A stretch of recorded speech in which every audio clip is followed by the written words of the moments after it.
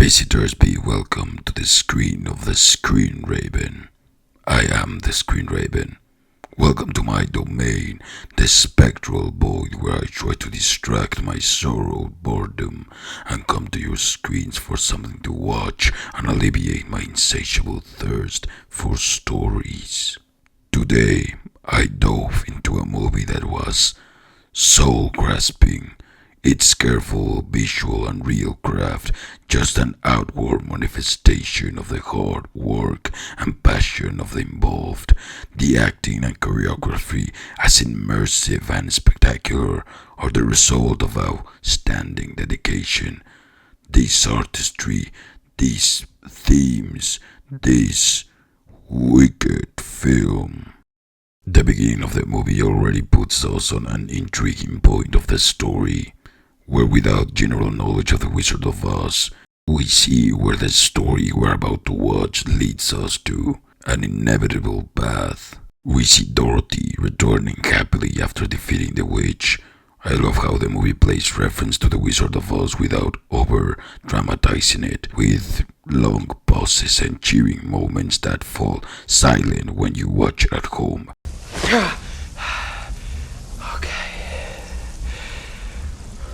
And the natural connection of everything is very much appreciated. We also immediately see the real life sets they built for the movie, and I can only admire the hard work and dedication. It is a different magic that you feel when you see real craftsmanship instead of an entire digital one. The choreography takes you also through the set, and the music with that outstanding Ariana Grande high-pitched voice.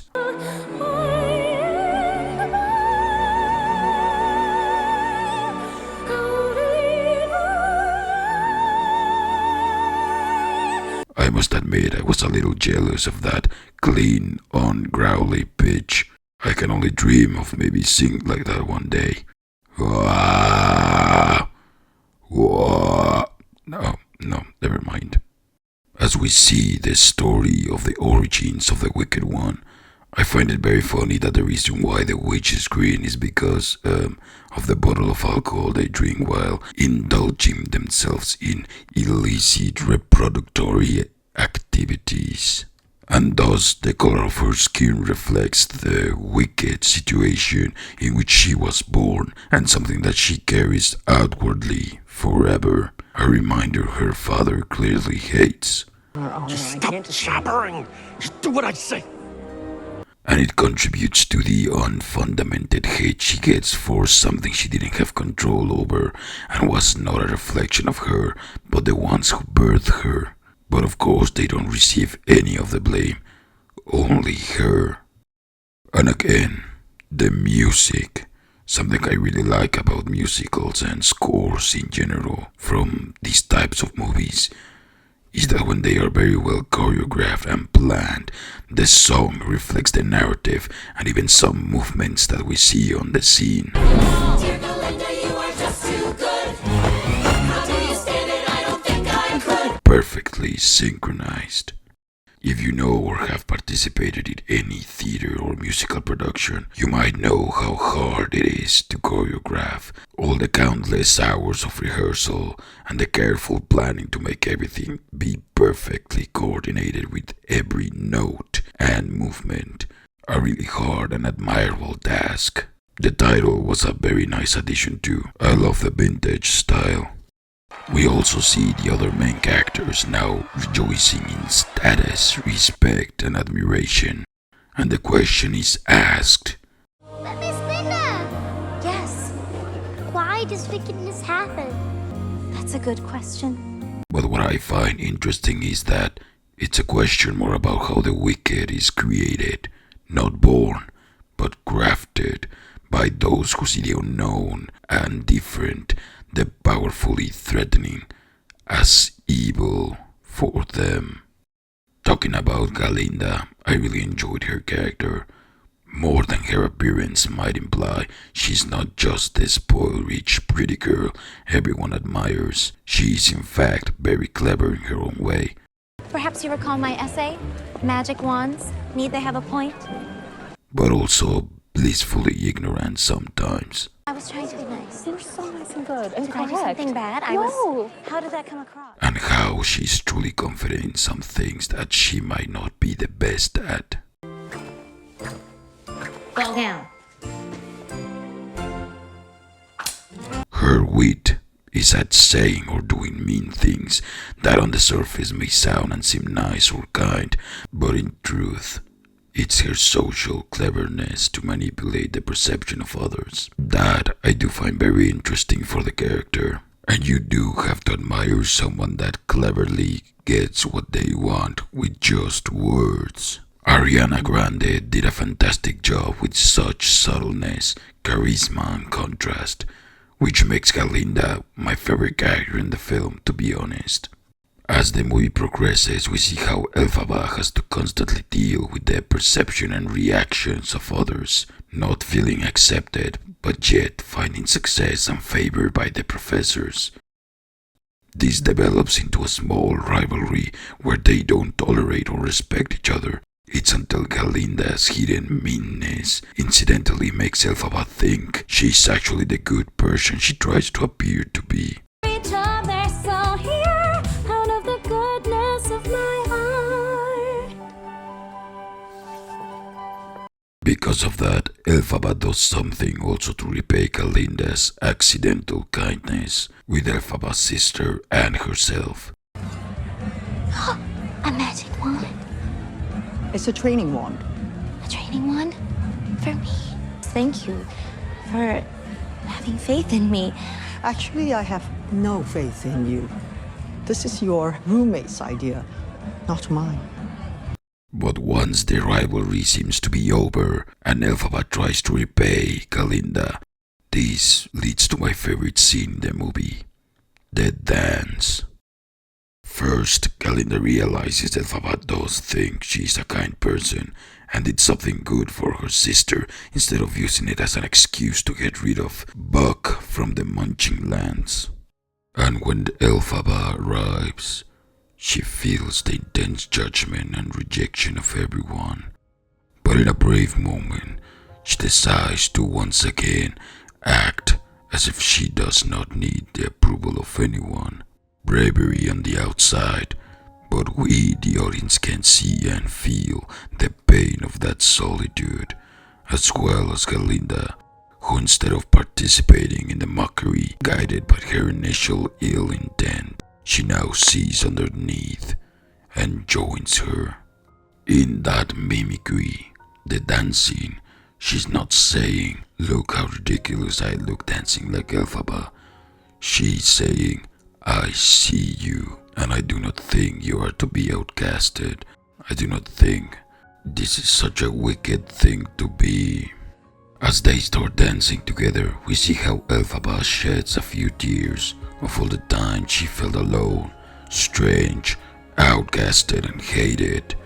And now for the first time, someone dares to be by her side.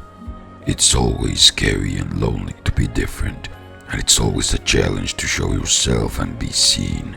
But with a second, or if you can be somebody's second, to dance at their rhythm, just for once, maybe the world will see it's not so bad to be different. They might even join, because it's always so hard to be different, but it becomes easier to be different together.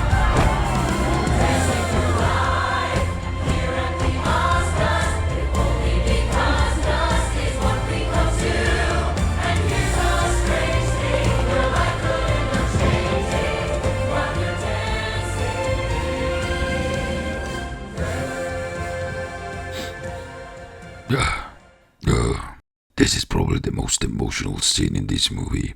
And as all the greatest movies, it touches on a very global theme we can all relate in one point of our lives or another.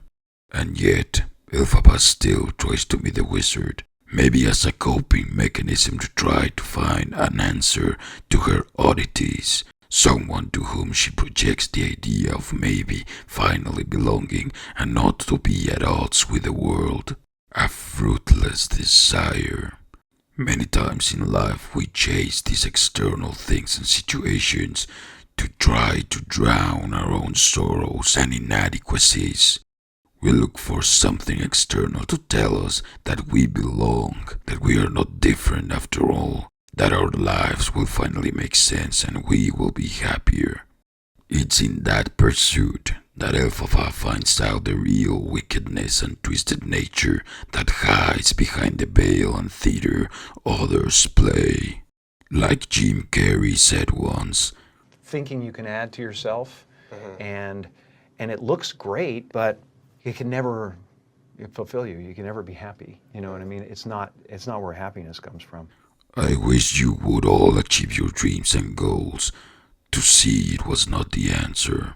It's through this first part of Elphaba's story that we see that to reach such enlightenment and heights, it's not dependent on outside forces and wizards to come and save us, to explain our strangeness and vanish the world's disapproval of us, giving us purpose and recognition, but our own.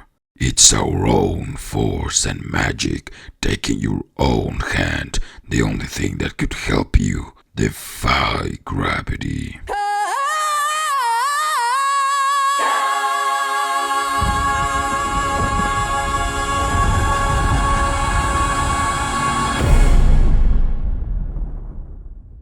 I almost don't remember anything from the original play since I watched it many years ago. And I don't plan on remembering because it has been a great experience to watch this story again with zero recollection of how it goes or ends. Well, I mean, I know how it ends, but not how we get there. I can't wait to see where the story goes, thus I'm refusing my memory to tell me. I love the friendship that develops between now Glinda and Elphaba.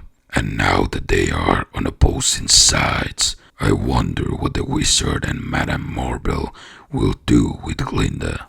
Also, I wonder if Morrible is just a variation of the word horrible.